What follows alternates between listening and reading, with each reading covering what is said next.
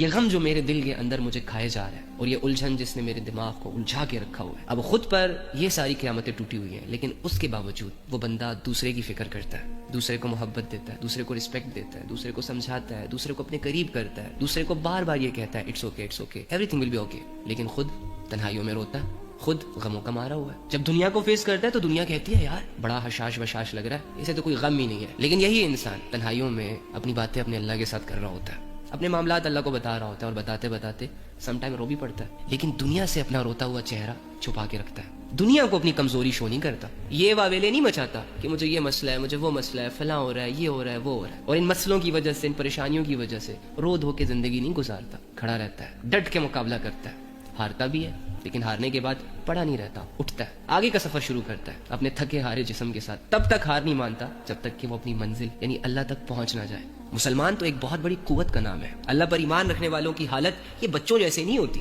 کہ دو چار دنیا کے غم لگے رونا دھونا شروع کر دیا، گھر میں دو چار آزمائشیں پریشانیاں اتری اللہ کی طرف سے اور سارے گھر والوں کے چہرے لٹک گئے، اوہ جی مشکل وقت آ گیا۔ کیا مشکل وقت آیا؟ کیا ہو گیا؟ لا یکلف اللہ نفسا الا وسعها کی تفسیر ڈیفینیشن سمجھا نہیں اس آیت کو کہ اللہ کہہ رہا ہے کہ تم پر کوئی بوجھ نہیں ڈالوں گا جو تم اٹھا نہ سکو، میں نے کبھی بھی تمہیں کسی ایسی آزمائش کے حوالے نہیں کرنا کہ جس آزمائش سے تم نکل نہ سکو۔ کیا ہو گیا؟